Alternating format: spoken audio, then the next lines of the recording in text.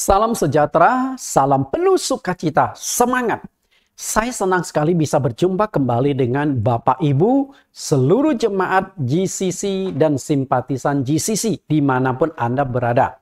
Khususnya untuk para dosen-dosen teologi, para mahasiswa teologi, dan juga para hamba-hamba Tuhan dimanapun Anda berada. Materi pelajaran hari ini sangat penting dan juga sangat bagus untuk kita semua gali lebih tajam, lebih jauh lagi, karena saya akan membahas tentang Roh Kudus. Dan hari ini merupakan lanjutan dari pelajaran tersebut dengan tema Roh Kudus yang disajikan melalui satu link YouTube kami, Suara Kebenaran GCC. Sebelum kita masuk ke dalam pelajaran, terlebih dulu kita akan berdoa. Karena itu ya sangat penting memohon Roh Kudus menyertai memimpin kita. Mari kita berdoa. Di dalam nama Tuhan Yesus Kristus kami berdoa. Tuhan, kembali lagi kami menghadap Engkau. Dan dengan segala kerendahan hati memohon penyertaan Engkau. Karena saat ini kami akan membahas topik yang sangat penting, yaitu Roh Kudus. Hari ini kami akan masuk ke pembahasan sesi yang keempat dari total 25 sesi yang sudah kami siapkan. Tuhan Yesus menuntun kami selangkah demi selangkah, step by step, agar kami mendapatkan pemahaman secara menyeluruh, lengkap, dan sistematis topik Roh Kudus ini. Khususnya bagi para dosen-dosen teologi, mahasiswa teologi, dan juga bagi para pendeta. Karena ini merupakan hal yang sangat penting, prioritas bagi mereka untuk memahami secara utuh topik Roh Kudus ini. Tuhan secara khusus memberikan hati kepada mereka, hati seorang murid, telinga seorang murid. Supaya baik hamba-Mu yang mengajarkan maupun mereka yang belajar, kami sama-sama menemukan jawaban yang benar tentang Roh Kudus. Berikanlah kerendahan hati seorang murid untuk bisa menerima pengajaran saat ini.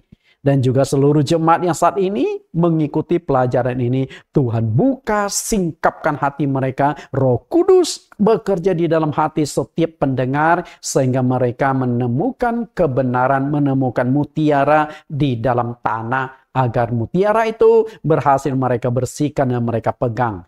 Terima kasih Tuhan, kami siap mendengarkan pengajaran melalui pimpinan Roh Kudus. Amin. Bapak Ibu yang saya kasihi, kita akan lihat tema pelajaran kita adalah Roh Kudus. Oke, temanya adalah Roh Kudus. Dan dari tema Roh Kudus itu ada 25 sesi atau 25 judul. Berarti kalau satu sesi saja saya katakanlah kupas 1,5 jam, berarti puluhan jam dibutuhkan untuk mengupas topik Roh Kudus ini. Inilah judul-judul yang kita kupas. Oke. Sesi 1 sampai sesi yang ketiga sudah saya kupas. Jadi bagi Bapak Ibu yang belum mengikuti pelajaran atau baru pertama mengikuti pelajaran di dalam link YouTube ini, Bapak Ibu bisa link kembali sesi 1 sampai sesi yang ketiga agar pemahaman itu menjadi lengkap. Karena materi saya itu disusun secara sistematis, semakin dalam. Karena itu kalau Anda langsung masuk ke pelajaran 4, takutnya sulit untuk mengikutinya. Kemudian sesi yang ke-11 sampai 20, lalu setelah itu ada sesi yang ke-21 sampai 25. Lengkap tuntas. Jadi harapan saya, terutama para dosen-dosen teologi, bisa menerima pengajaran secara lengkap dan utuh. Kalau Anda tertarik dari 25 judul ini, mana yang Anda akan lebih dalami, ya silakan. Berarti Anda menonton secara acak. Hari ini kita akan kupas, sebelum saya mengupas sesi yang keempat ini, sedikit saya ulang di sesi yang sebelumnya. Pada pelajaran topik yang ketiga telah dikupas, apakah setiap orang yang percaya kepada Yesus secara otomatis juga sudah dipenuhi Roh Kudus? Pada sesi yang ketiga itu saya sudah ungkapkan bahwa muncul dua kelompok hamba-hamba Tuhan, dua kelompok gereja. yang memiliki pandangan yang berbeda. Satu kelompok mengatakan ketika seseorang bertobat dan percaya Yesus, ia telah dipenuhi Roh Kudus. Nah, itu sudah saya sanggah, sudah saya counter di sesi yang ketiga itu.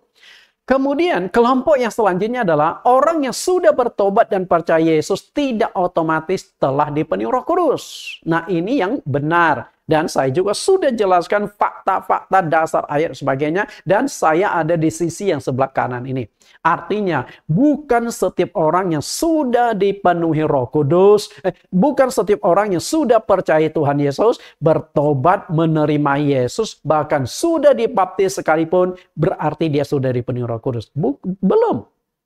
Berarti bagaimana mereka bisa percaya kalau bukan Roh Kudus? Makanya pada sesi yang keempat inilah kita akan kupas perbedaan dipenuhi Roh Kudus dengan gerakan Roh Kudus. Percaya Yesus dan dipenuhi Roh Kudus itu adalah dua hal yang berbeda dan terpisah. Engkau sudah percaya Yesus, tidak otomatis engkau sudah dipenuhi Roh Kudus. Bukan di saat yang sama. Berbeda. Jadi orang yang sudah percaya menerima Yesus tidak otomatis dipenuhi Roh Kudus. Bukti nyata bahwa sudah percaya bahkan sudah dibaptis belum dipenuhi Roh Kudus, kita kutip satu perikop ayat Alkitab.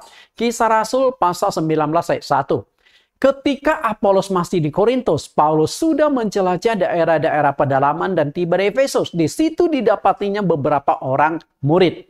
Jadi murid ini berarti mereka sudah percaya Yesus. Sebagaimana Yesus katakan di Matius 28 ayat 19, pergilah jadikan semua bangsa muridku. Jadi murid ini tidak berkonotasi 12 rasul. Nah, itu jemaat. Kemudian ayat kedua, katanya kepada mereka, sudahkah kamu menerima Roh Kudus ketika kamu menjadi percaya? Akan tetapi mereka menjawab dia, belum. Bahkan kami belum pernah mendengar ada Roh Kudus. Perhatikan baik-baik pertanyaan dan jawaban mereka. Pertanyaan Paulus dan jawaban dari jemaat Efesus. Kalian sudah dipenuhi Roh Kudus belum? Setelah kalian percaya Tuhan Yesus? Belum. Kami bahkan belum pernah mendengar ada Roh Kudus. Apa sih Roh Kudus? Seperti apa sih? Nah, ketika Paulus mendengar mereka belum dipenuhi Roh Kudus, Paulus curiga ada masalah dengan ajaran mereka. Paulus tidak curiga pada pribadi-pribadi mereka. Paulus tidak berkata, kalian belum dipenuhi Roh Kudus. Oh, mungkin kalian kurang tekun berdoa. Oh, hidup kalian kurang kudus dan macam-macam. Paulus tidak menyentuh kehidupan mereka, tapi Paulus langsung curiga ada masalah dengan doktrin mereka. Maka di ayat yang ketiga Paulus bertanya. Lalu kata Paulus kepada mereka, kalau begitu dengan baptisan manakah kamu telah dibaptis? Jawab mereka, dengan baptisan Yohanes. Berarti mereka kan sudah dibaptis.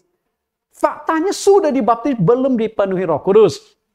Ayat 4, kata Paulus, baptisan Yohanes adalah pembaptisan orang yang telah bertobat. Dan ia berkata kepada orang banyak, mereka harus percaya kepada dia yang datang kemudian daripadanya, yaitu Yesus. Dengan kata lain, baptisan Yohanes sudah expired, sudah kadaluarsa. Maka setelah Yesus tampil, baptisan versi Tuhan Yesuslah yang berlaku. Lalu baptisan versi Tuhan Yesus, baptisan seperti apa? Baptisan dalam nama Tuhan Yesus. Dan akhirnya mereka dibaptis ulang. Ayat yang kelima. Ketika mereka mendengar hal itu, mereka memberi diri mereka dibaptis dalam nama Tuhan Yesus.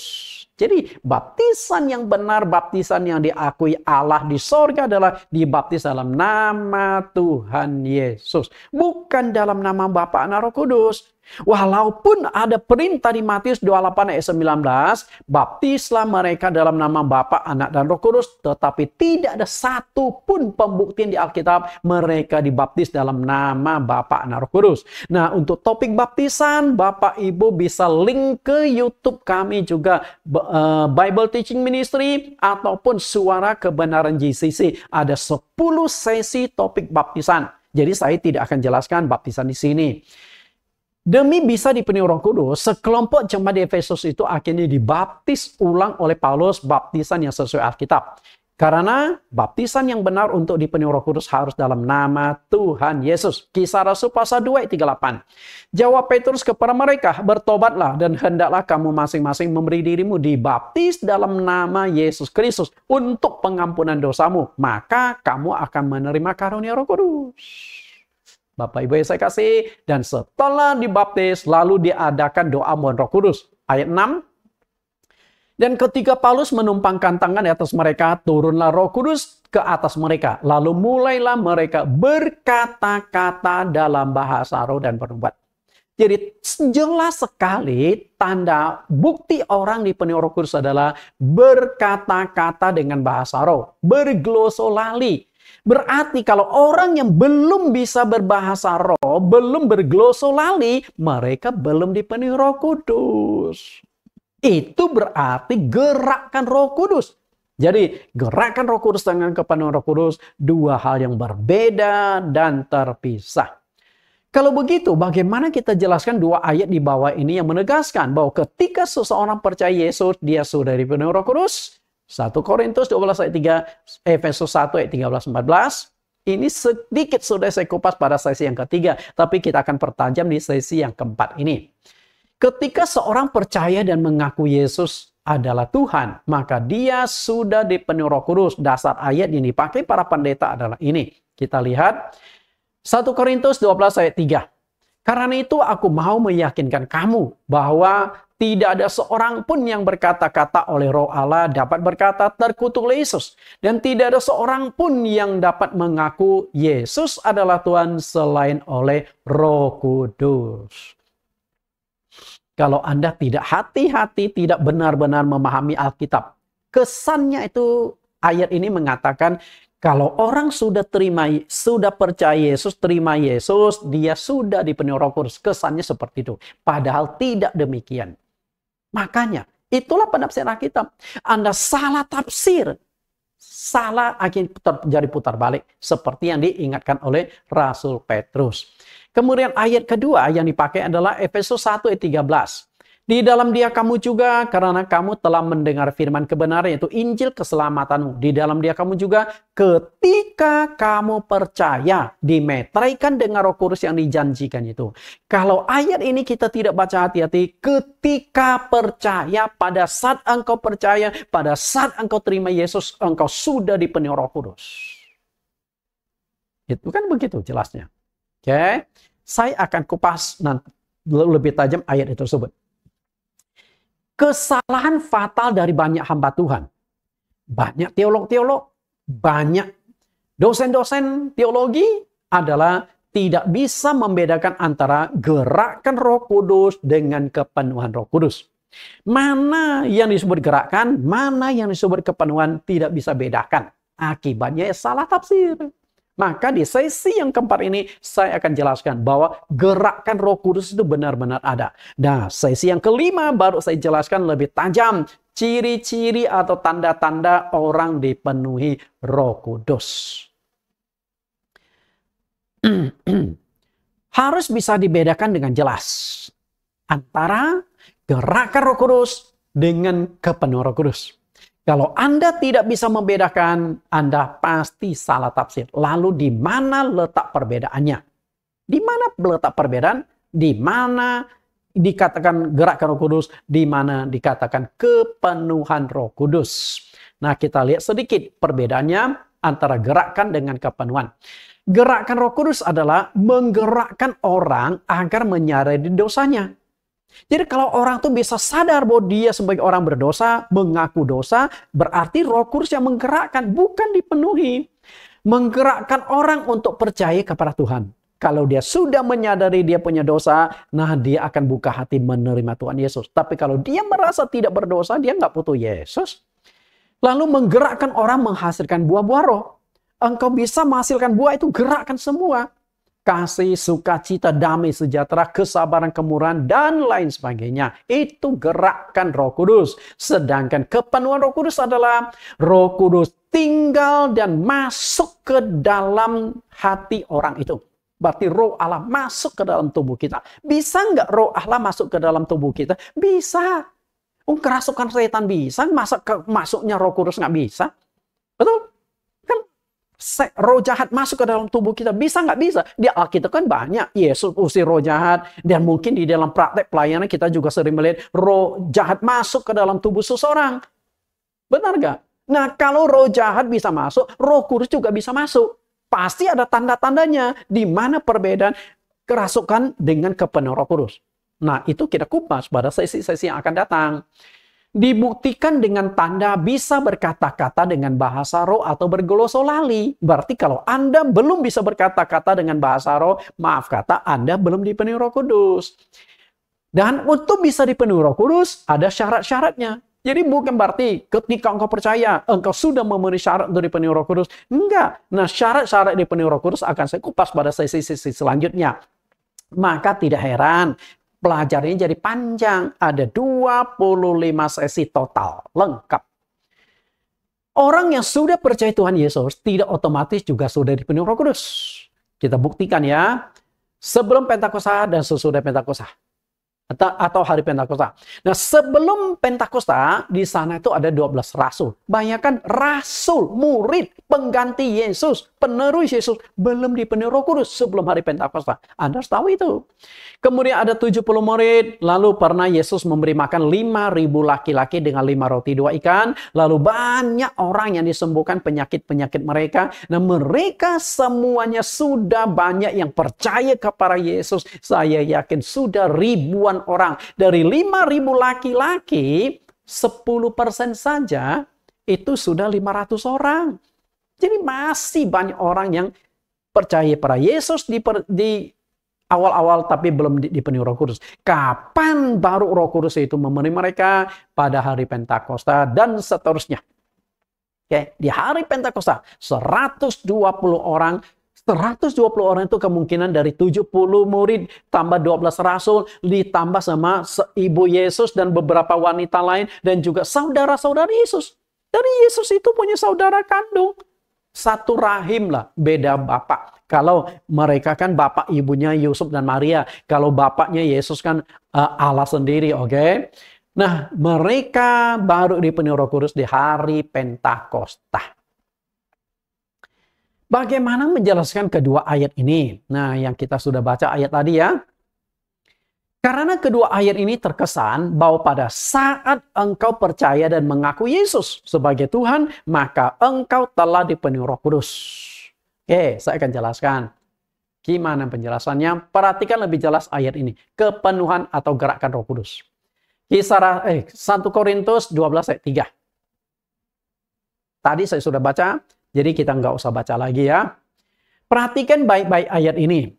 Jika tidak dikatakan harus percaya, melainkan cukup mengakui Yesus. Kan di sini dikatakan setiap dan tidak seorang pun yang dapat mengaku Yesus adalah Tuhan selain oleh Roh Kudus. Mengaku nggak Yesus adalah Tuhan? Nah, kalau mereka mengaku Yesus adalah Tuhan, berarti mereka sudah dipenuhi Roh Kudus. Oke, kita lihat. Jika setiap orang mengaku Yesus sudah dipenuhi Roh Kudus, mengaku mereka sudah dipenuhi Roh Kudus ya. Orang-orang Muslim juga mengakui Yesus. Walaupun mereka tidak mengakui Yesus sebagai Tuhan, tapi mereka mengakui Yesus itu salah satu nabi yang harus mereka hormati. Mengaku. Apakah mereka dipenuhi Roh Kudus? Nah, itu yang menjadi pertimbangan kita. Jika setiap orang Kristen mengakui Yesus adalah Tuhan, sudah dipenuhi Roh Kudus, berarti 33% dari penduduk bumi atau kurang lebih 2,6 miliar umat Kristen dan Katolik di dunia sudah dipenuhi Roh Kudus. Betulkah mereka sudah dipenuhi Roh Kudus? Apa sih tanda buktinya? Apa sih tanda buktinya? Bahwa mereka sudah dipenuhi Roh Kudus. Karena kalau hanya sekedar mengaku sudah dipenuhi Roh Kudus, nggak ada gunanya kalau tidak bisa membuktikan sudah dipenuhi Roh Kudus. Lalu bagaimana bukti dipenuhi Roh Kudus? Saya kupas pada sesi-sesi yang akan datang. Khususnya di sesi yang ke-5. Perhatikan lebih jelas. Gerakan atau kepenuhan. Mengaku Yesus adalah Tuhan. Kalau hanya mengaku Yesus adalah Tuhan, sudah dipenuhi Roh Kudus, berarti sebelum hari Pentakosta sudah banyak orang yang sudah dipenuhi Roh Kudus. Nah, ini kan jadi kontradiksi. Sedangkan Roh Kudus baru turun pada hari Pentakosta. Sehingga orang-orang yang berkumpul di loteng dipenuhi Roh Kudus. Kalau gitu ngapain mereka berkumpul? Mereka sudah dipenuhi Roh Kudus kok. Karena mereka sudah mengakui Yesus. Di sini ada 12 rasul, ada 70 murid. Yesus pernah memberi makan 5.000 laki-laki. Kemudian banyak orang yang berduyun-duyun mencari dan mengikuti Yesus. Oke? Apakah mereka sudah dipenuhi Roh Kudus? Belum. Mereka sudah mengakui Yesus sebagai Tuhan nggak? Sudah. Kalau begitu, pengajaran jadi kontradiksi. Nggak sejalan. Berarti bukan setiap orang yang menerima Yesus, mengaku Yesus sudah dipenuhi Roh Kudus. Kemudian, Efesus 1 ayat 13. Nah, ini juga sudah kita baca, tapi saya ingin fokuskan penjelasannya di kalimat terakhir. Ketika kamu percaya, dimeteraikan dengan Roh Kudus yang dijanjikannya itu. Coba kita bandingkan bahwa ketika percaya sudah dipenuhi Roh Kudus dengan Kisah Rasul 19 ayat 1-2. Ketika Apolos masih di Korintus, Paulus sudah menjelajahi daerah-daerah pedalaman dan tiba di Efesus. Di situ didapatinya beberapa orang murid. Katanya kepada mereka, sudahkah kamu menerima Roh Kudus ketika kamu menjadi percaya? Perhatikan kata ketika. Akan tetap mereka menjawab dia, belum. Bahkan kami belum pernah mendengar bahwa ada Roh Kudus. Berarti kata ketika bukan pada saat itu. Jadi berarti ketika atau saat seseorang menerima Yesus, tidak otomatis dia juga sudah dipenuhi Roh Kudus. Kata ketika, keterangan waktu itu sangat tentatif. Oke? Saya pernah jelaskan di sesi yang ketiga tadi. Ketika saya tinggal di Amerika, saya dipenuhi Roh Kudus. Kata ketika ya. Padahal saya tinggal di Amerika itu 10 tahun. 10 tahun. Nah, ketika tahun keberapa saya dipenuhi Roh Kudus? Kan nggak ada penjelasan. Intinya adalah waktu saya tinggal di Amerika, saya sebelum pulang ke Indonesia, saya sudah dipenuhi Roh Kudus di Amerika. Kata ketika. Kalau saya tinggal di Amerika 10 tahun, di tahun terakhir baru saya dipenuhi Roh Kudus. Berarti 9 tahun saya sudah percaya, sudah aktif beribadah di gereja di sana. Saya belum dipenuhi Roh Kudus. Jadi kata ketika itu kalimat keterangan waktu yang harus dianalisa lebih tajam, lebih jelas. Supaya tidak salah tafsir. Seperti yang dikatakan oleh jemaat Efesus, kami sudah percaya Yesus, tapi kami belum pernah mendengar bahwa ada Roh Kudus. Mendengar Roh Kudus saja mereka belum, boro-boro dipenuhi Roh Kudus. Karena hari Pentakosta baru terjadi. Jadi pengalaman Pentakosta orang berkata-kata berbahasa roh itu kasus yang sangat unik dan belum tersebar. Zaman dulu belum ada WhatsApp, belum bisa divideokan. Oh, ini loh orang dipenuhi Roh Kudus, lalu dikirimkan ke pedalaman Efesus. Belum ada, sehingga mereka belum pernah mendengar. Tapi mereka sudah percaya Yesus. Agar tidak salah dan tidak salah mengerti dan tidak salah tafsir, maka seorang hamba Tuhan harus bisa membedakan dengan baik antara gerakan Roh Kudus dengan kepenuhan Roh Kudus.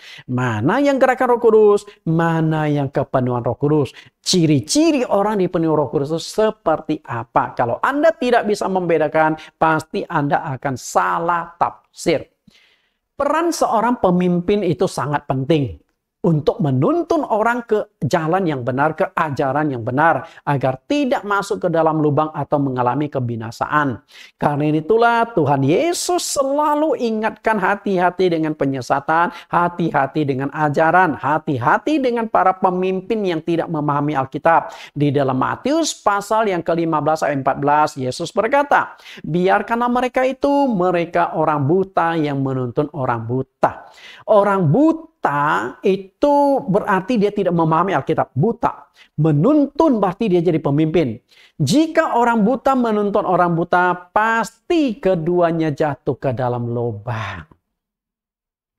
Ketika Anda punya seorang pendeta tidak memahami topik Roh Kudus, lalu mengajar tentang Roh Kudus, Anda akan salah ikuti. Kita lihat ini lubang. Perhatikan di sini, yang pakai tongkat itu hanya satu orang yang ada di depan. Kemudian semuanya itu pakai kacamata hitam sebagai simbolis bahwa mereka itu buta, nggak bisa melihat. Tapi mereka berpegangan pundak. Yang pertama pakai tongkat, yang kedua berpegangan pundak. Begitu selanjutnya sampai ke ujung. Karena itu ketika yang pertama masuk ke dalam lubang, yang kedua, ketiga sampai ke ujung ikut masuk ke dalam lubang. Lubang ini adalah kebinasaan. Salah tafsir Alkitab mengakibatkan kebinasaan. Karena itu hati-hati. Jangan sampai mengikuti suatu pengajaran yang keliru. Kisah Rasul 6 ayat 9. Tetapi tampillah beberapa orang dari jemaat Yahudi yang disebut jemaat orang Libertini. Anggota-anggota jemaat itu adalah orang-orang dari Kirene dan dari Alexandria. Perhatikan kata Alexandria, itu kota kebudayaan, tingkat pendidikannya sangat tinggi. Bersama dengan beberapa orang Yahudi dari Kilikia dan dari Asia. Orang-orang itu bersoal jawab dengan Stefanus, tetapi mereka tidak sanggup melawan hikmatnya dan Roh Kudus yang mendorong dia berbicara. Jadi ketika Stefanus sedang berdialog, sedang berdebat, apakah saat itu sedang dipenuhi Roh Kudus? Enggak. Karena tanda bukti dipenuhi Roh Kudus ada berbahasa roh. Saat itu Stefanus sedang berdebat. Berarti di sini inilah yang disebut gerakan Roh Kudus. Roh Kudus menggerakkan Stefanus sehingga jago berbicara, menggerakkan Stefanus sehingga bisa berapi-api, berdebat, pintar dan sebagainya. Itu gerakan Roh Kudus. Roh Kudus bisa memberikan hikmat dan menggerakkan Stefanus berdebat dengan jemaat Yahudi, jemaat orang Libertini. Tentu Roh Kudus juga bisa menggerakkan hati orang untuk bertobat, menyesali dosa dan percaya pada Tuhan Yesus. Tapi semua itu disebut gerakan Roh Kudus. Nah, seperti apa gerakan Roh Kudus itu kita akan bahas lebih tajam. Apakah ada tanda bukti adanya gerakan Roh Kudus atau Roh Tuhan? Ada. Gerakan, perhatikan, bukan kepenuhan, gerakan. Kalau gerakkan berarti Roh Kudus tidak menetap. Hanya menggerakkan sewaktu-waktu dan tentatif. Kita akan bahas dari Perjanjian Lama. Ada gerakan Roh Tuhan. Perjanjian Baru ada gerakan Roh Tuhan. Tapi intinya Roh Tuhan itu adalah Roh Kudus itu sendiri. Oke, kita lihat. Simson digerakkan oleh Roh Tuhan. Hakim-Hakim pasal 13 ayat 24-25. Lalu perempuan itu melahirkan seorang anak laki-laki dan memberi nama Simson kepadanya. Anak itu menjadi besar dan Tuhan memberkati dia. Dan mulailah hatinya digerakkan oleh Tuhan di Mahanaim dan yang terletak di antara Zora dan Eshitaol. Perhatikan, Roh Tuhan menggerakkan Simson. Itu gerakan. Apakah Simson dipenuhi Roh Kudus? Enggak. Jadi Roh Tuhan menggerakkan dia sehingga timbul api-api, timbul berapi-api, timbul semangat dan ingin memperjuangkan nasib bangsa Israel yang saat itu sedang dijajah oleh bangsa lain. Kalau salah Filistin. Bapak Ibu yang saya kasih, dia digerakkan Tuhan untuk bangkit melawan bangsa Filistin. Roh Allah menggerakkan hati orang gagah perkasa untuk mengikuti Saul setelah menjadi raja. Nah, kita lihat kasus lain. 1 Samuel 10 ayat 25-26. Kemudian Samuel menguraikan kepada bangsa itu tentang hak-hak kerajaan. Menuliskannya pada suatu piagam dan meletakkannya di hadapan Tuhan. Sesudah itu Samuel menyuruh seluruh bangsa itu pulang masing-masing ke rumahnya. Saul pun pulang ke rumahnya di Gibea dan bersama-sama dengan dia ikut pergi orang-orang gagah perkasa yang hatinya telah digerakkan oleh Tuhan. Perhatikan kalimat ini. Orang-orang gagah perkasa yang hatinya digerakkan oleh Tuhan, oleh Allah. Allah kan roh. Roh Kudus ya roh Allah sendiri. Ya, digerakkan. Masalah begini. Roh Allah atau Roh Kudus menggerakkan hati sekelompok tentara yang gagah perkasa untuk mendukung dan menjadi pengawal Saul yang baru diangkat menjadi raja. Karena Saul itu bukan tentara. Ya. Saul itu rakyat biasa. Cuman postur tubuh dia tuh tinggi besar. Kemudian kayaknya dia ada wibawa juga. Maka Tuhan pilih Saul itu sebagai seorang raja Israel yang pertama. Kan lucu. Kalau raja sudah ada, tapi nggak ada pengikut, maka didahulilah oleh Tuhan menggerakkan sekelompok orang. Sekelompok orang itu kita tidak tahu berapa banyak. Bisa 10, bisa 20, bisa 100, 200. Kita nggak tahu. Intinya adalah mereka ini orang gagah perkasa. Karena ketika Saul menjadi raja, maka Saul itu butuh dilindungi agar tidak dibunuh bagi lawan politiknya, agar tidak dikudeta dan sebagainya. Nah, orang-orang gagah perkasa yang hatinya digerakkan oleh Allah menjadi pengikut Saul, mereka inilah yang zaman sekarang ini disebut Pas Pampres. Pasukan pengamanan presiden. Oke. Kalau zaman dulu mungkin Pas Pamraj. Pas Pamraj kali ya. Pasukan pengamanan raja. Raja Saul. Jadi Raja Saul sudah harus diproteksi, sudah harus dilindungi, sudah harus diamankan untuk mencegah orang lakukan kudeta, membunuh atau mencelakai Raja Saul. Karena dia sudah menjadi raja orang Israel. Nah, Tuhan yang menggerakkan. Dan jelas di sini gerakan bukan kepenuhan Roh Kudus. Jadi Roh Kudus, Roh Allah sendiri menggerakkan orang menjadi pengikut Saul. Siapa sih Saul?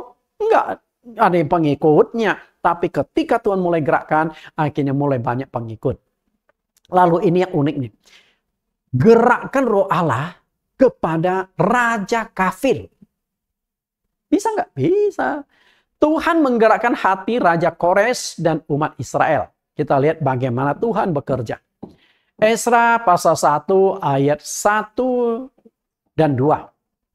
Pada tahun pertama zaman Kores, Raja Persia, Tuhan menggerakkan hati Kores, Raja Persia itu untuk menggenapkan firman yang diucapkan oleh Yeremia. Sehingga disiarkan di seluruh kerajaan Kores secara lisan dan tulisan pengumuman ini. Beginilah perintah Kores, Raja Persia. Segala kerajaan di bumi telah dikaruniakan kepadaku oleh Tuhan, Allah semesta langit. Ia menugaskan aku untuk mendirikan rumah baginya di Yerusalem yang terletak di Yehuda. Nah, Bapak Ibu perhatikan di sini. Tuhan menggerakkan hati Kores, Raja Persia. Ini bukan Raja Israel. Bahkan Raja Persia yang justru yang menjajah bangsa Israel. Jadi ketika bangsa Israel ditawan ke negara Babel di zaman Daniel dan teman-temannya. Nah, penawan ini akan berlangsung selama 70 tahun. Dan Tuhan sudah putuskan 70 tahun. Dan sekarang 70 tahun itu sudah sampai. Dan saat ini yang menjadi raja pada saat itu adalah Raja Kores. Dan bagaimana supaya firman Tuhan digenapi agar bangsa Israel setelah 70 tahun itu bisa kembali lagi ke Yerusalem, membangun kembali Yerusalem dan membangun kembali rumah Tuhan. Lalu Tuhan menggerakkan hati Raja Kores untuk mengizinkan bangsa Israel pulang. Dan tentunya bukan hanya sekedar mengizinkan bangsa Israel pulang, tapi dia juga supply. Dan ketika mau membangun kembali Bait Allah, dia juga keluarkan dana. Dan juga ada tentara pengawal. Supaya bangsa Israel bisa sampai ke tanah air mereka dengan selamat. Itu gerakan. Kan aneh kalau Anda katakan bahwa Raja Kores sudah dipenuhi Roh Kudus. Enggak, itu gerak Roh Kudus. Bukan kepenuhan Roh Kudus. Lalu ayat yang kelima. Maka berkemaslah kepala-kepala kaum keluarga orang Yehuda dan orang Benjamin, serta para imam dan orang-orang Lewi, yaitu setiap orang yang hatinya digerakkan Allah untuk berangkat pulang dan mendirikan rumah Tuhan yang ada di Yerusalem. Ketika ditawan ke negara kerajaan Babel dan kemudian di sana hidup 70 tahun, yang ditawan itu banyak orang, bukan Daniel, Sadrak, Mesak, Abednego, 4 orang saja, banyak yang ditawan ke sana untuk jadi budak. Ada yang kerja di pemerintahan, terutama Daniel, Sadrak, Mesak, Abednego kerja di istana negara. Nah, setelah 70 tahun Tuhan menggerakkan mereka yang dengan rela ingin pulang membangun kembali kota Yerusalem. Itu gerakan. Jadi, Roh Tuhan atau Roh Kudus menggerakkan satu orang. Dan yang digerakkan bukan orang sembarang, tapi Raja Persia yang bernama Kores. Kemudian, Roh Kudus atau Roh Tuhan juga menggerakkan banyak orang Israel yang rela meninggalkan kehidupannya di kerajaan Babel, negara Persia, lalu kembali ke tanah airnya. membangun kembali tanah. Gerakan. Mungkin di sini bisa kita kaitkan juga gerakan Zionisme. Gerakan Zionisme adalah satu gerakan global di seluruh dunia. Bangsa Israel terpanggil kembali ke tanah air mereka di Israel di Timur Tengah setelah 1000 tahun lebih negara mereka itu hilang. Dan akhirnya di bulan Mei tahun 1948, bulan Mei 48, negara Israel berdiri kembali. Bayangkan, itu gerakan. Bagaimana Roh Kudus, bagaimana mereka bisa tinggalkan kehidupan mereka yang sudah nyaman, yang tersebar ke seluruh dunia? Mau tinggalkan kedudukannya, bahkan ada yang tinggalkan keluarganya, tinggalkan pekerjaannya sudah enak, lalu kembali ke Israel membangun kembali negara. Itu gerakan Roh Kudus. Apakah mereka dipenuhi Roh Kudus? Bukan, gerakan Roh Kudus. Berarti gerakan Roh Kudus masih bekerja sampai sekarang. Jadi kalau bangsa Israel digerakkan Roh Kudus, benar. Raja negeri asing aja, negara Persia saja bisa digerakkan oleh Roh Kudus. Masa umat pilihan tidak bisa digerakkan Roh Kudus? Tapi apakah umat Israel dalam gerakan Zionisme mereka dipenuhi Roh Kudus? Enggak, gerakan. Gerakan Roh Kudus. Yesaya 45 ayat 13. Akulah yang menggerakkan Kores untuk maksud penyelamatan. Dan aku akan meratakan segala jalannya. Dialah yang akan membangun kotaku dan yang akan melepaskan orang-orangku yang ada dalam pembuangan. Tanpa bayaran dan tanpa suap. Firman Tuhan semesta alam. Bagaimana Tuhan sendiri berkata, aku yang menggerakkan Kores. Aku ini siapa? Allah. Allah itu roh. Sama juga roh Allah yang menggerakkan hati Kores. Untuk kembali ke Israel, membangun kembali kota tersebut. Lebih jauh lebih mudah menggerakkan seorang masyarakat biasa untuk percaya kepada Yesus. Daripada menggerakkan hati seorang yang punya jabatan raja. Terutama yang tidak percaya pada Tuhan, negara ateis. Kores, mereka belum percaya Tuhan. Raja Kores belum percaya Tuhan. Dan itu negara berhala. Nah mereka, orang yang tidak percaya Tuhan, yang masih menyembah berhala saja, Roh Kudus bisa menggerakkan orang itu. Apalagi sekedar menggerakkan orang untuk percaya Yesus. Bisa, tapi itu gerakan Roh Kudus, bukan kepenuhan Roh Kudus. Karena itulah, Tuhan bisa melakukan gerakan. Kemudian, kasus lain. Tuhan menggerakkan hati Bupati Zerubabel dan Imam Besar Yosua untuk membangun bait Allah yang sudah runtuh. Hagai 1 ayat 14. Tuhan menggerakkan semangat Zerubabel bin Sealtiel, Bupati Yehuda, dan semangat Yosua bin Yozadak, imam besar, dan semangat selebihnya dari bangsa itu. Maka datanglah mereka, lalu melakukan pekerjaan pembangunan rumah Tuhan semesta alam Allah mereka. Perhatikan, Tuhan menggerakkan semangat Zerubabel. Jadi, ketika roh Tuhan menggerakkan, jadi dia semangat sekali, menggebu-gebu. Aku akan pulang, aku akan kembali membangun bait Allah di kota Yerusalem. Posisi dia itu dia seorang bupati. Bupati. Dan berarti dia seorang politikus dan kehidupannya sudah enak. Jabatan sudah jelas, penghasilan sudah jelas, keluarga sudah jelas. Tapi dia tinggalkan itu kembali ke Yerusalem, membangun kembali bait Allah. Kalau bukan roh Tuhan yang menggerakkan, nggak mungkin Zerubabel yang punya kedudukan yang sudah enak akan meninggalkan semuanya itu. Zakaria 4:6. Maka berbicaralah ia, katanya, inilah firman Tuhan kepada Zerubabel. Bunyinya, bukan dengan keperkasaan dan bukan dengan kekuatan, melainkan dengan rohku, firman Tuhan semesta alam. Jadi roh Tuhan itu apa? Roh Kudus. Roh Kudus itu sama dengan roh Allah. Maka di sesi yang kedua, saya sudah jelaskan. Apa itu Roh Kudus? Roh Kudus sama dengan roh Allah, sama dengan rohnya Yesus Kristus. Berarti yang menggerakkan mereka itu adalah Roh Kudus atau rohnya Tuhan Yesus. Roh Tuhan Yesus dalam versi perjanjian lama. Karena sebelum lahir ke dunia, Yesus sudah ada dalam entitasnya sebagai roh. Oke, perjanjian lama sudah saya kupas bahwa ada gerakan roh Allah. Lalu bagaimana dengan perjanjian baru? Di perjanjian baru, gerakan Roh Kudus juga sangat nyata untuk menarik orang datang kepada Yesus dan membuat hati mereka bertobat dan percaya kepada Yesus. Gerakan ya. Berikut ini kita analisa beberapa ayat untuk membuktikannya.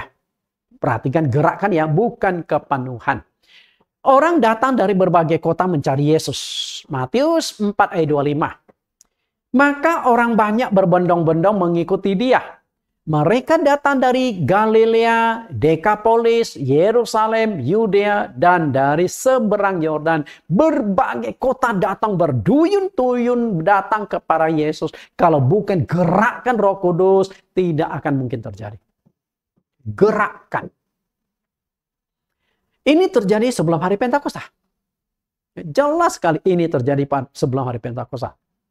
Berarti mereka belum dipenuhi Roh Kudus, baru gerakan Roh Kudus. Karena hari Pentakosta baru Roh Kudus diturunkan. Nah, orang-orang yang doa di loteng itu baru dipenuhi Roh Kudus. Karena pengajaran saya selama sebanyak 25 sesi itu menjelaskan tentang kepenuhan Roh Kudus. Maka saya harus jelaskan juga apa sih yang namanya kepenuhan Roh Kudus, lalu apa sih yang disebut gerakan Roh Kudus. Karena kalau Anda tidak bisa membedakan, Anda baru digerakkan Roh Kudus untuk percaya menerima Yesus, tapi Anda merasa sudah dipenuhi Roh Kudus. Ini kan jadi masalah. Sehingga ketika Anda merasa sudah dipenuhi Roh Kudus, Anda tidak akan mengejar kepenuhan Roh Kudus lagi. Jadi tanda bukti dipenuhi Roh Kudus berbahasa roh sudah tidak penting dan tidak akan diupayakan lagi oleh Anda. Karena Anda merasa sudah dipenuhi Roh Kudus. Jadi kan kacau. Salah. Ribuan orang mengikuti Yesus sampai berhari-hari. Matius pasal 15 ayat 32. Lalu Yesus memanggil murid-muridnya dan berkata, hatiku tergerak oleh belas kasihan kepada orang banyak itu. Sudah 3 hari mereka mengikuti aku dan mereka tidak mempunyai makanan. Aku tidak mau menyuruh mereka pulang dengan lapar, nanti mereka pingsan di jalan. Perhatikan, sudah berhari-hari. Sudah 3 hari mereka mengikut aku.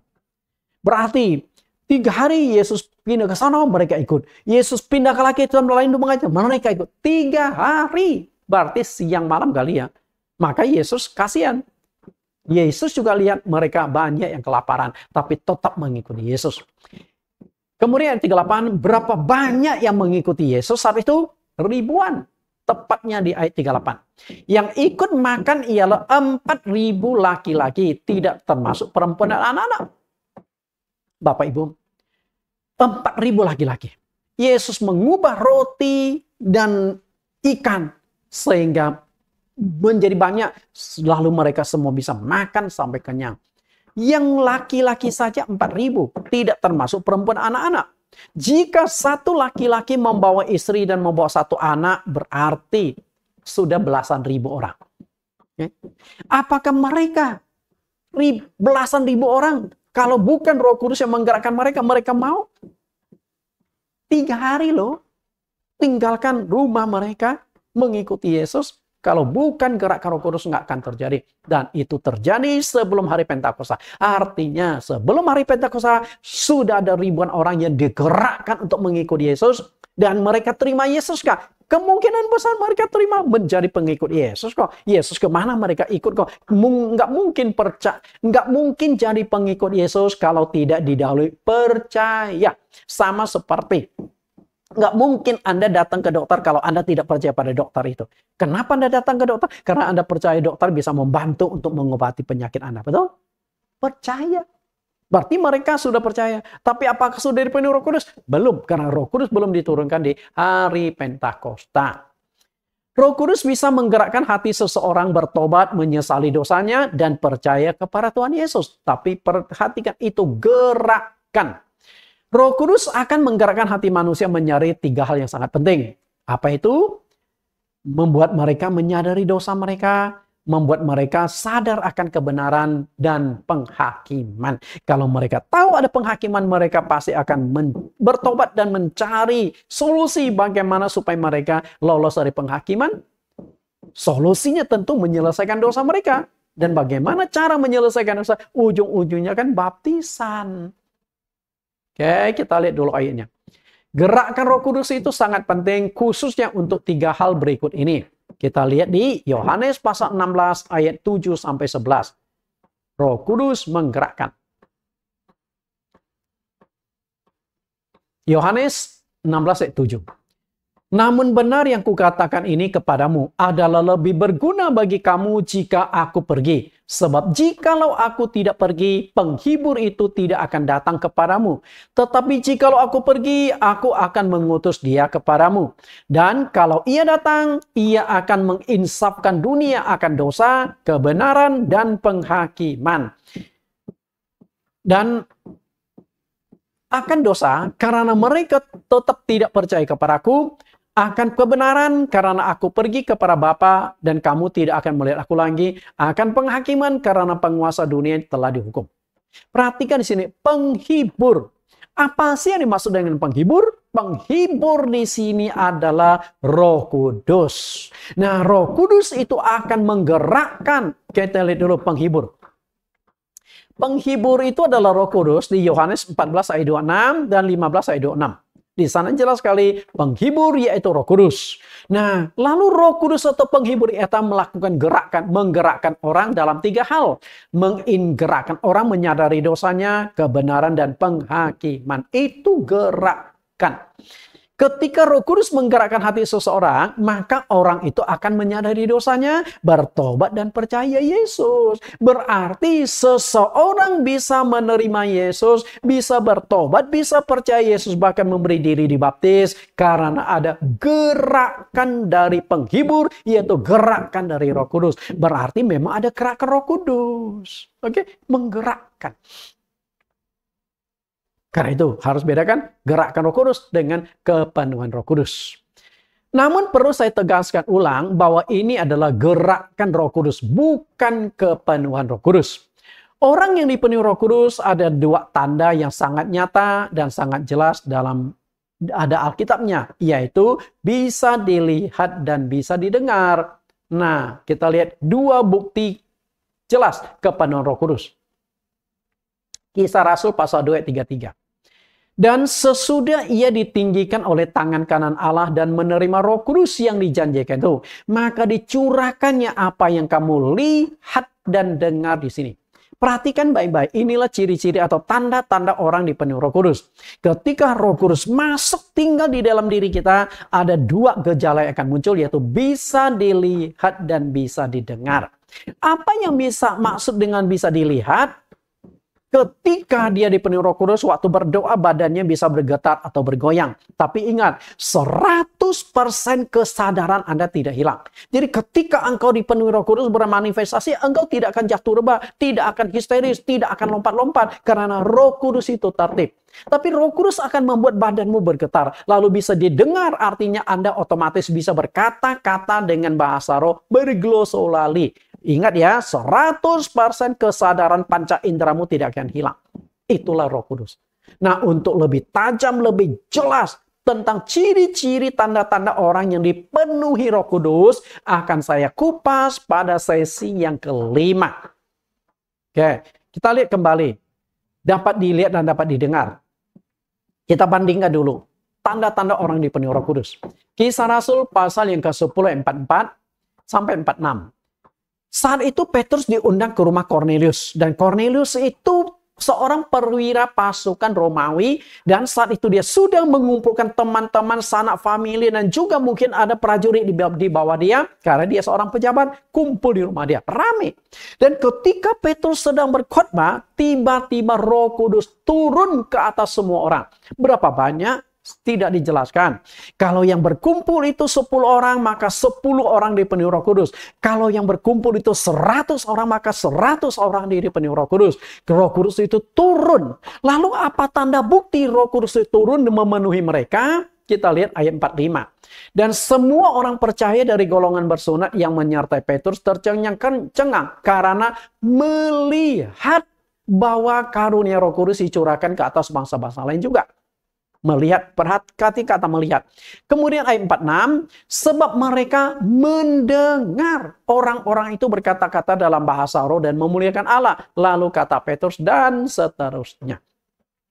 Perhatikan Kisah Rasul pasal 2 ayat 33. Orang yang dipenuhi Roh Kudus bisa dilihat, bisa didengar. Nah, fakta yang terjadi di lapangan, betul nggak ketika orang dipenuhi Roh Kudus bisa dilihat dan bisa didengar? Lihat baik-baik. Melihat, mendengar. Nah, itu jelas kan? Nah, itu akan saya kupas lebih tajam di sesi yang kelima. Ciri-ciri orang dapat Roh Kudus itu seperti apa? Kata dilihat dan didengar menjadi kunci untuk menjelaskan tentang kepenuhan Roh Kudus. Oke, kita akan bahas lebih tajam tentang gerakan Roh Kudus dan kepenuhan Roh Kudus lebih jauh di Kisah Rasul pasal 2 ayat 37-38. Kisah Rasul pasal 2 ayat 37. Ketika mereka mendengar hal itu, hati mereka sangat terharu. Lalu mereka bertanya kepada Petrus dan rasul-rasul yang lain, apakah yang harus kami perbuat, saudara-saudara? Jadi di hari Pentakosta, Petrus digerakkan oleh Roh Kudus mulai berkhotbah. Khotbahnya cukup berapi-api. Dan yang mendengarkan khotbah Petrus itu ada ribuan orang. Karena saat itu sedang hari raya Pentakosta, jadi banyak orang yang berkumpul di Yerusalem. Karena dalam 1 tahun itu bangsa Israel penganut agama Yahudi harus datang berkumpul di kota Yerusalem beribadah 3 hari. Hari raya Pondok Daun, hari raya Paskah, dan hari raya 7 minggu atau yang disebut hari raya Pentakosta. Lalu ayat 38, jawab Petrus kepada mereka, bertobatlah dan hendaklah kamu masing-masing memberi dirimu dibaptis dalam nama Yesus Kristus untuk pengampunan dosamu. Maka kamu akan menerima karunia Roh Kudus. Perhatikan baik-baik, di ayat 37 ini adalah gerakan. Setelah mendengarkan khotbah Petrus, hati mereka sangat terharu, mulai ada gerakan Roh Kudus. Oh, ternyata kami sadar, kami bersalah, kami punya dosa, kami siap terima Yesus. Apa yang harus kami perbuat? Nah, di ayat 38 itulah Petrus melihat mereka sudah siap terima Yesus, lalu Petrus giring mereka, arahkan mereka, udah bertobat. Nah, setelah itu kalian beri diri dibaptis. Oke? Berarti mereka ayat 37 yang sudah digerakkan Roh Tuhan, sudah percaya Yesus, baru mau percaya. Sudah dibaptis pun? Belum. Sudah dipenuhi Roh Kudus? Belum. Karena di ayat 38 Petrus berkata, nah setelah kalian dibaptis, nanti kalian akan dipenuhi Roh Kudus. Jadi ayat 37 adalah gerakan Roh Kudus. Karena Roh Kudus belum memenuhi mereka. Sedangkan ayat 38 ini yang nanti akan memenuhi mereka, yaitu dipenuhi Roh Kudus. Jadi gerakan Roh Kudus dan kepenuhan Roh Kudus itu dua hal yang berbeda. Kita lihat lebih tajam. Gerakan Roh Kudus. Di ayat 37. Gerakan Roh Kudus ini bisa terjadi kepada orang yang belum percaya kepada Tuhan Yesus dengan tujuan agar orang-orang itu digerakkan menyadari dosanya, kemudian bertobat dan percaya kepada Tuhan Yesus. Jadi, seseorang bisa tergerak hatinya bertobat percaya Yesus itu gerakan, bukan kepenuhan. Kemudian ayat 38. 38 ini nanti baru kepenuhan. Kepenuhan Roh Kudus adalah janji Allah bagi orang yang telah bertobat percaya Yesus dan telah menerima baptisan air yang sesuai dengan Alkitab. Nah, ini baru kepenuhan. Jadi, jelas ya, kesimpulannya adalah Roh Kudus bisa menggerakkan seseorang yang belum mengenal Yesus agar menyesali dosanya, bertobat dari dosa, percaya kepada Yesus. Dan kalau dia sudah percaya pada Yesus, pasti suatu saat dia akan menerima baptisan. Nah, setelah dibaptis, bukan berarti sudah dipenuhi Roh Kudus, lalu ada tahapan selanjutnya, berdoa memohon kepenuhan Roh Kudus. Jadi harus bisa bedakan gerakan Roh Kudus ayat 37 dan ayat 38. Nanti setelah mereka dibaptis, baru akan dipenuhi Roh Kudus ketika mereka adakan sesi doa mohon Roh Kudus. Jadi jelas penjelasan saya. Semoga Anda bisa menangkap, Anda bisa mengerti. Dan kita akan berlanjut di sesi yang kelima. Tuhan Yesus memberkati. Kita berdoa. Di dalam nama Tuhan Yesus Kristus kami berdoa. Tuhan, terima kasih. Engkau kembali menyingkapkan bagi kami satu bagian lagi tentang gerakan Roh Kudus dan kepenuhan Roh Kudus. Banyak sekali hamba-hamba Tuhan, banyak sekali teolog-teolog dan dosen-dosen teologi yang tidak bisa membedakan bagaimana gerakan Roh Kudus dan kepenuhan Roh Kudus. Akhirnya terjadilah kekacauan ketika mereka mencoba menjelaskan tentang Roh Kudus. Sebelum hari Pentakosta, sudah banyak orang yang percaya kepada Yesus. Sudah banyak orang yang percaya kepada Engkau sebagai Tuhan dan Juru Selamat. Di sebelum hari Pentakosta, sudah ada 12 rasul, sudah ada 70 murid yang akhirnya Engkau utus mereka berdua-dua. Dan banyak orang yang mendapatkan kesembuhan penyakit, dilepaskan dari roh-roh jahat, dan juga merasakan mujizat, dan juga mendengar pengajaran-pengajaran Engkau. Dan mereka sudah menerima percaya kepada Engkau. Namun mereka belum dipenuhi Roh Kudus. Di hari Pentakosta itulah dan seterusnya baru mereka dipenuhi Roh Kudus. Karena Roh Kudus baru diturunkan di hari Pentakosta. Semoga pengajaran yang sudah hamba-Mu uraikan, jelaskan, dapat ditangkap dengan baik. Sehingga para hamba Tuhan tidak akan salah memberikan pengajaran-pengajaran yang akhirnya membuat jemaat itu tersesat. Dan menyangka ketika mereka percaya Yesus, maka mereka sudah dipenuhi Roh Kudus.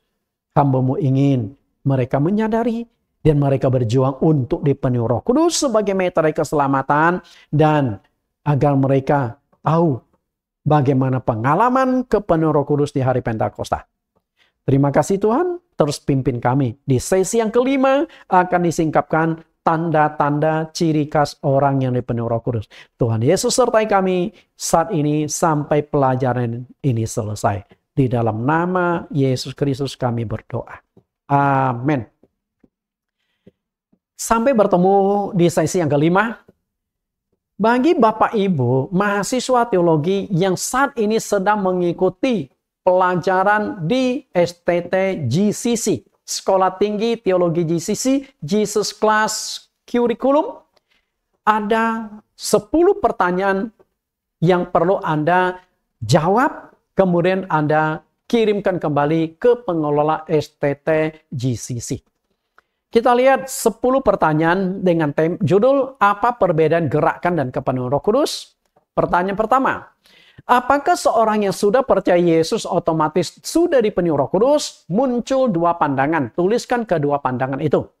2. Buktikan dan jelaskan secara singkat dalam Kisah Rasul 19 ayat 1 bahwa orang yang sudah percaya Yesus tidak otomatis sudah dipenuhi Roh Kudus. Ketiga, tuliskan teks 2 ayat Alkitab yang dijadikan acuan bagi para pendeta yang menegaskan ketika percaya Yesus mereka sudah dipenuhi Roh Kudus. 4, tuliskan 3 perbedaan antara gerakan dan kepenuhan Roh Kudus. Yang kelima, sebelum hari Pentakosta sudah banyak orang yang mengaku dan percaya Yesus, namun mereka belum dipenuhi Roh Kudus. Tuliskan 4 bukti. Pertanyaan keenam, siapakah hakim yang pernah digerakkan oleh Roh Allah atau Roh Kudus sehingga mampu melakukan hal-hal yang besar dan dahsyat?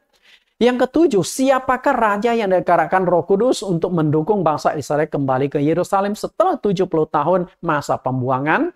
8, dalam Yohanes pasal 16 ayat 7-11, Roh Kudus menggerakkan 3 hal yang penting dalam hati manusia. Tuliskan ketiga hal yang digerakkan Roh Kudus. 9, tuliskan teks ayat Alkitab yang menegaskan tanda bukti orang dipenuhi Roh Kudus bisa dilihat dan bisa didengar.